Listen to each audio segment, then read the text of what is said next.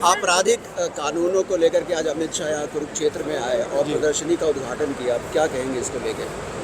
जी, ये प्रदर्शनी लगाई गई है नए आपराधिक कानूनों के जो इनको ऑपरेशनलाइज किया गया है स्टेट में, उसके बारे में लोगों को, जनसाधारण को पूरी जानकारी देने के बारे में।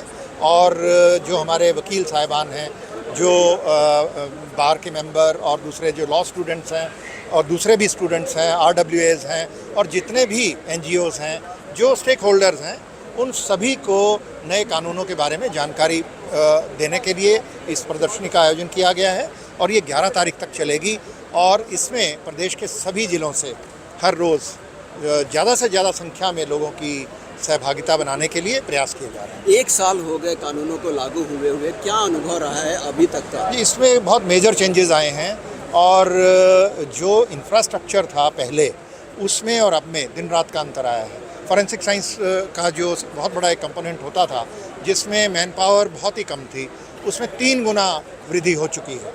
और जो नई पोस्ट क्रिएट हुई हैं, नई लैब्स बनी हैं, हम जिला स्तर तक जा रहे हैं। अब 10 जिला स्तर तक की लैब्स, फॉरेंसिक साइंस लैब बनाई जा चुकी हैं और हमारा प्रयास है कि हर ज़िले में एक फॉरेंसिक साइंस लैब हो।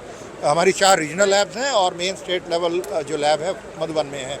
तो जो पेंडेंसी थी फॉरेंसिक एग्जिबिट्स के एग्जामिनेशन की, वो अब कम होने लगी है। न्याय में देरी की शिकायत आमतौर पे रहा करती थी, उस पर कितना असर आप उसमें बहुत पॉजिटिव चेंज, सकारात्मक परिवर्तन आने वाले समय में आने वाला है।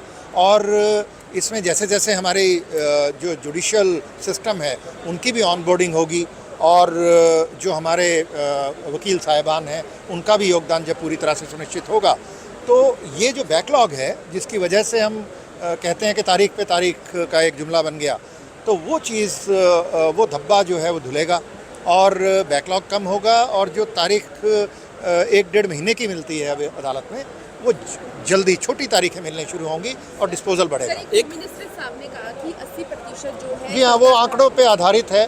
गत वर्ष जो था कन्विक्शन रेट, वो करीब 37% था और इस साल अभी तक का जो BNS के केसेस हैं, भारतीय न्याय संहिता के दर्ज हुए केसेस, उनमें कन्विक्शन रेट 82% है, जो कि बहुत अच्छी वृद्धि है।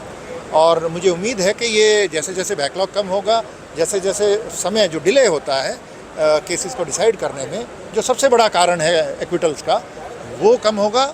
और डिले कम होने से लोगों को गवाहियाँ जल्दी देंगे वो, और उनको जल्दी देने से कोई भूलता नहीं है आदमी, और गवाह अच्छे से गवाही दे पाता है। महिलाओं को कितना फ़र्क पड़ेगा? क्योंकि आमतौर पर ये देखा जाता था कि डिले की वजह से या तमाम और भी जो दिक्कतें होती थी, उसे न्याय मिलने में मुश्किल होती थी। देखिए, जो अपराध हैं, उनके रिसीविंग एंड पे जितने भी वल्नरेबल ग्रुप्स हैं वो रहते हैं, चाहे वो महिलाएं हों, बच्चे हों, बुजुर्ग हों, या दूसरे हमारे जो समाज के वल्नरेबल सेक्शंस हैं, वीकर सेक्शंस हैं, वो हों।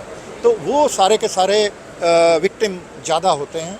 और जैसे न्याय प्रणाली में सुधार आएंगे, तो इन सभी वीकर सेक्शंस का, वल्नरेबल ग्रुप्स का, इनको फ़ायदा होगा। ये थे DGP शत्रुजीत कपूर।